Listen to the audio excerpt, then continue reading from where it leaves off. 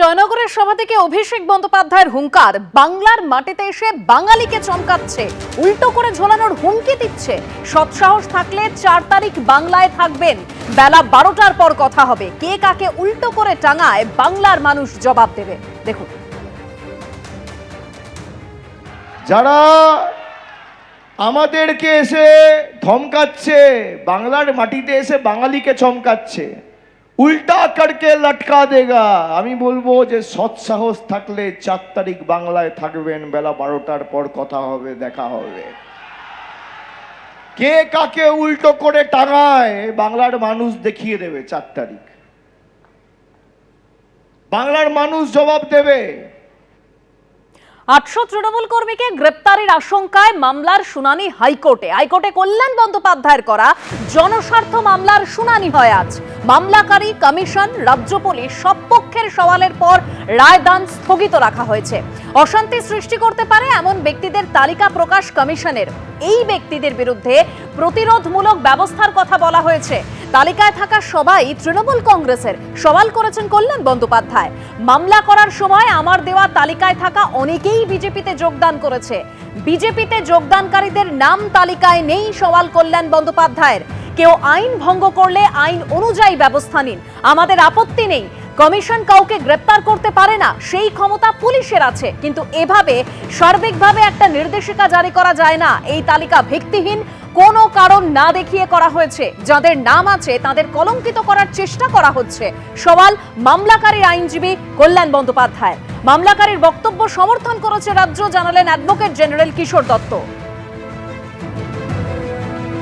Trouble maker বলে কোনো শব্দ আইনে নেই। কমিশন এভাবে কাউকে ট্রাবল মেকার বলে দাগিয়ে দিতে পারে না। ইসিআই কে ব্যাখ্যা করতে হবে কোন ক্ষমতার বলে এই নির্দেশিকা জারি করা হয়েছে। মামলায় সওয়াল করেছেন অ্যাডভোকেট জেনারেল কিশোর দত্ত।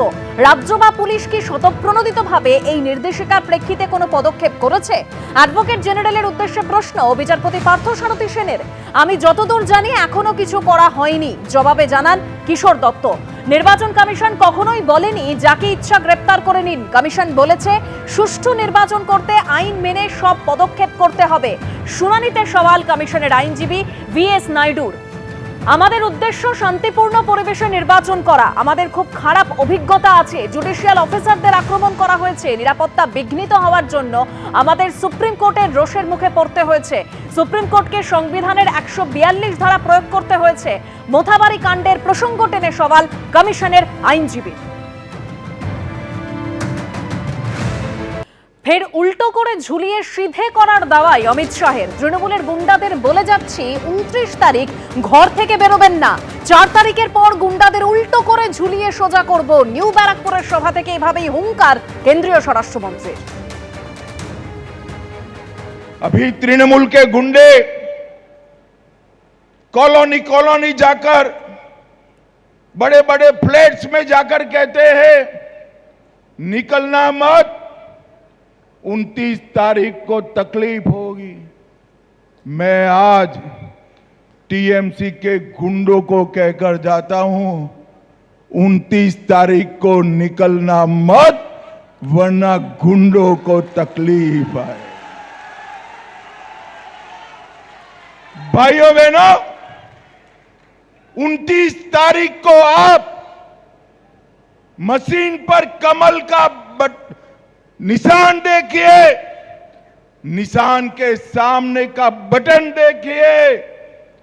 4 तारीख के बाद गुंडों को उल्टा लटका कर सीधा करने का काम भारतीय जनता पार्टी। एबीपी आनंद एगिए थाके एगिए राखे।